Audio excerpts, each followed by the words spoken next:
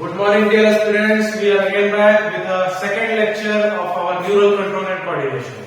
In previous lecture, we have already studied about the neurons, the structure of neuron, the types of neurons, and introductory part of synapse. Now, in lecture number 2 of neural control and coordination, we are going to discuss about the two types of synapse. Yes, the chemical synapse, and other one is the electrical synapse. So the main content of our lecture number 2 is the difference between the chemical synapse and electrical synapse.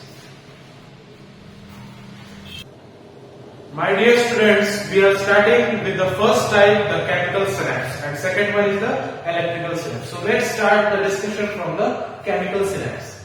Actually, the chemical synapse, name chemical is shouting that there will be the use of chemical or the transmission of chemical during the synapse. Yes, these chemicals are nothing new but the neurotransmitters. Yes, let's understand our structure. This was the first neuron, the axonal ending of first neuron, the dendrite portion of second neuron. This is the dendrite portion of second neuron. I am writing here the dendrite of second neuron. This was the axon ending of first neuron. Now, we are very much familiar in our first lecture of this chapter that there was the seminal vesicles, the synaptic vesicles inside the axonal ending, which stores the neurotransmitters, the chemical inside the synaptic vesicles. And these neurotransmitters are going to participate in the chemical synapse for the transmission of impulse.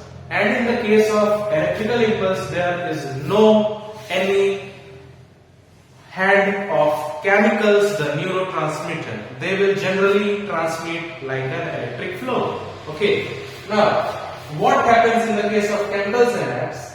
When the neuron is very much ready for the transmission of impulse, then the neurons, the first neuron axonal ending will be negatively charged from the outer membrane. The outer membrane will be negatively charged. It means this is the condition of depolarization.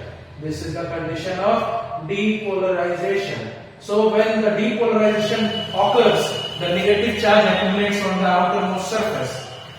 That's why the calcium channels, this is the calcium channel. Calcium channel.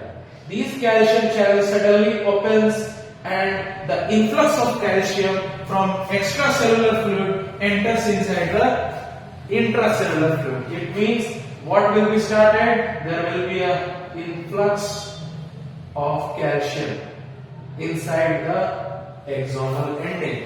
Okay. So the influx is started of the calcium. There is an influx.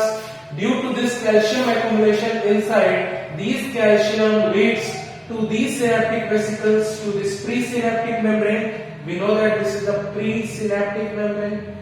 I am writing the name, the presynaptic membrane.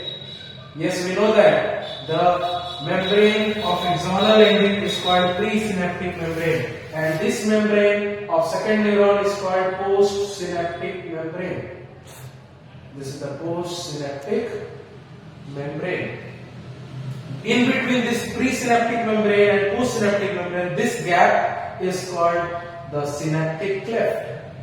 This gap is called, yes, the synaptic cleft. Cleft means gap. Okay, cleft also means the gap. So the presynaptic membrane, the gap which is called synaptic cleft, and the postsynaptic membrane. There will be a function. These three will participate majorly in the chemical synapse. Now see how. When this calcium will reach these synaptic vesicles near to the presynaptic membrane, this presynaptic membrane will be fused like this, and these neurotransmitters will come outside in this gap called synaptic cleft. And these neurotransmitters will be go to the receptors present on the postsynaptic membrane. These postsynaptic membrane contains the receptor which will receive these neurotransmitter and lead to the another neuron. Like this, the chemical synapse takes place. It means there is a transmission of impulse in the form of neurotransmitter, the chemicals.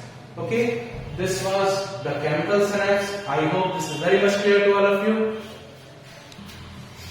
Now, after the chemical synapse, it's turned for the electrical synapse. This is the second type of synapse. Now see, in electric synapse, there is no anything very much rocket science. It is a general flow of impulse as an electric flow. Like see how this was the axonal ending of first neuron. This was the dendrite portion of second neuron. Okay. We know that in the case of electric synapse, there is a bridge in between these two neurons, and this bridge between these two neurons are called the gap junction. This is called the gap junction. This bridge which is in between these two neurons is called gap junction.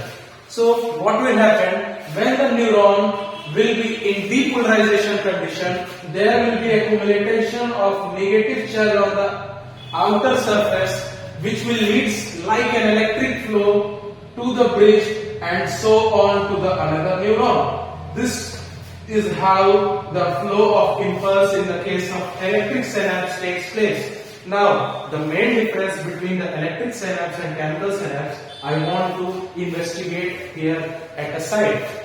Now see, in case of chemical synapse and in case of electrical synapse, in chemical synapse, the two neurons were not in contact. The first difference, two neurons will not be in contact. But in the case of electric synapse, the both neurons will be in contact.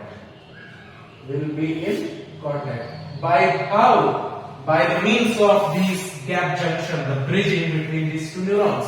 Second difference, in the case of chemical synapse, there is no contact between the two neurons, thereby that this will be a slow process. This will be a slow transmission of impulse.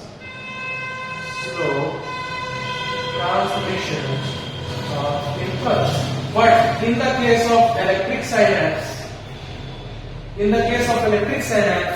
there is a cross bridge between these two neurons which is called gap junction. That's why that will be a very rapid process, very fast process. So this will be a fast transmission of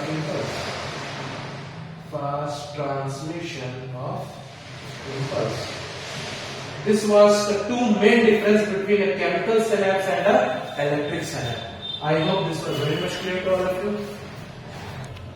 After this both study of chemical synapse and electrical synapse, we are going on the main portion of nervous system. Yes, it means the classification of nervous system. So when we talk about the nervous system, in previous lectures we have already studied about the cells of this nervous system, but now on the main portion of nervous system. So basically these nervous systems are classified into two major parts: the central nervous system, and second one is the peripheral nervous system.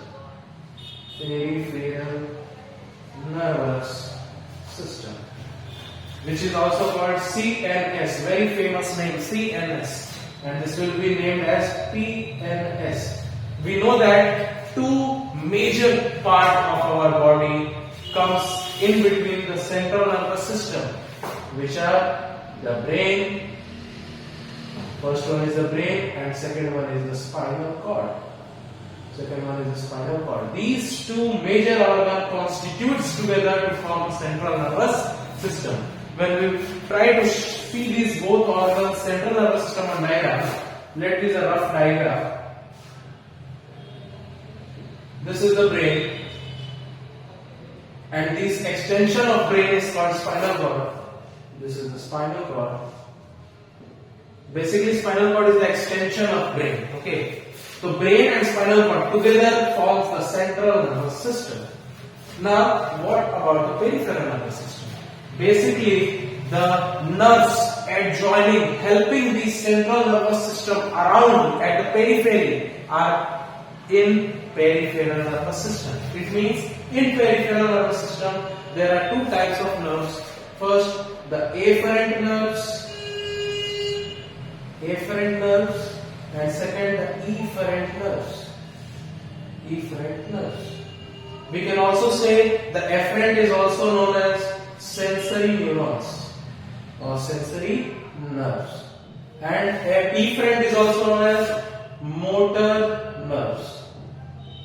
Okay, so these two types of nerves come inside the peripheral nervous system.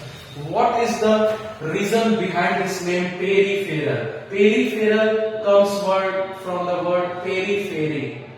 Periphery, which means surrounding. Okay, so these nerves are surrounding to this central nervous system. That's why this comes inside the peripheral nervous system. When we will come forward, these peripheral nervous system, it means I am talking about the PNS. This PNS is also divided into two parts: the autonomic nervous system ANS and the somatic nervous system SNS. ANS means autonomic or autonomous also, that is not a very big deal. The autonomic nervous system, and second one the somatic nervous system. The somatic nervous system. When we go further, this autonomic nervous system is again divided into two parts, which is the sympathetic nervous system and the parasympathetic nervous system. In our next lecture, because of some shortage of time, in the next lecture we are going to study the detail about the central nervous system, peripheral nervous system, autonomic nervous system, somatic nervous system, again their classification, the sympathetic nervous system, and last one the parasympathetic nervous system. From this lecture, I hope the types of synapse, the chemical synapse, the electrical synapse, and the introduction of the nervous system classification is clear to all. Thank you.